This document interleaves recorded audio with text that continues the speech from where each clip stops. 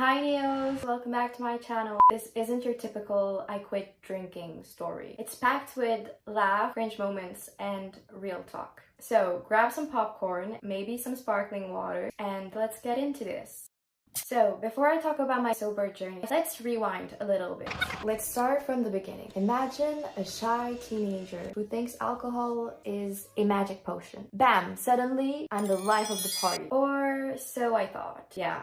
That's me, awkward and shy. But once I discovered alcohol, I felt like a superhero, minus the cape and, well, coordination. I started young, thinking alcohol made me cool and confident. Spoiler alert, it didn't. I could talk about my teenager years, going to business school, which had a huge impact on my lovely relationship with alcohol. But let's fast forward to the juicy part, my sober journey. So I stumbled across this mind-blowing video by Dr. Becky Spellman, a psychologist, about addiction and her insight on alcohol. So I won't dive too much into it because I think she explains it better than me. If ever you're curious, the link is in the description. Her video made me reflect on my pre-contemplation phase.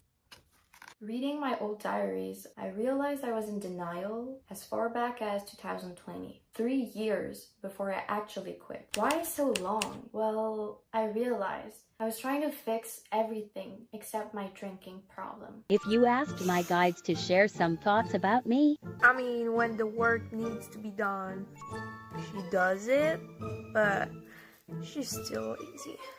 Despite my inner voice and the universe screaming at me, I kept ignoring them. Seriously? Then, on May 8th, after another yet epic blackout, I got a text from my best friend. Hey, girl, you got so angry last night at the barman because he caught you off. I think it's time to stop drinking. Here's the address of the nearest AA meeting. You might want to check it out. So I decided to go. Me, the youngest person at the AA meeting, they probably thought I was lost. Hi, I'm Chris. I'm an alcoholic and drug addict. Hi, Chris. Well, no, it didn't quite happen like that. Actually, I barely speak, if not to say I didn't speak. But Michael shared his story. Well, obviously, that's not his name because we have to keep him anonymous. But let's just imagine. So Michael's story clearly felt like the universe smacking me in the face with reality because he looked at me and he said, "When I was about your age, I went to my first AA meeting. When I left, I told myself that I was nothing like those old people in the room. So I believed that drinking was just a normal thing at my age and that sending drunk texts to my exes was also just a part of being young, dumb, and free. Now I'm 43 and I'm in rehab." And so that's when I knew I had to stop. I finally decided to quit drinking.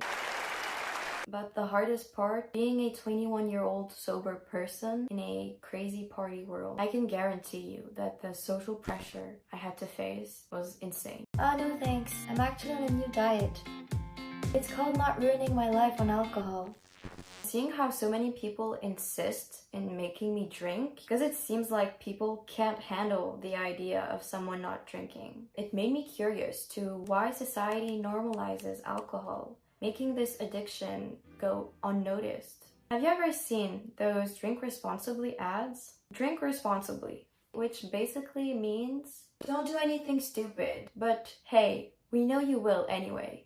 Why is this poison everywhere? Look at these ads. Bad day at work? Have a drink. Feeling lonely? Have a drink. Oh, and need to impress your date? Well, have a drink. Yeah, well, it's like they believed alcohol is a magic potion. Thank God these ads don't exist anymore. But alcohol still gets romanticized in movies and TV shows. Don't get me wrong, I love Olivia Pope, but why is she always drinking? Well, maybe because she's an alcoholic. Doesn't this seem off to you, knowing there are so many who have died due to alcoholism? Like these very famous artists? But then again, it seems like we glamorize the tortured artist trope. And poets like Bukowski clearly didn't help with the image of alcohol. Alcohol is probably one of the greatest things to arrive upon the earth, alongside of me. Luckily for us, we have these great thinkers like Tolstoy who said, "If a man aspires towards a righteous life, his first act of abstinence is from injury to animals and from intoxicating drink." And we had the wonderful Kant, who believed that sobriety was crucial for moral and rational thinking. Talking about thinking, my sober journey has definitely taught me how to find my own truth and think for myself. Beyond health and weight loss, the benefits of getting sober is that it shifted entirely my mindset. I saw the world more clearly, spent time getting to know myself, and stopped seeking external validation. And while I still think that in a way external validation can help, because we do build our opinions in the presence of others, I also know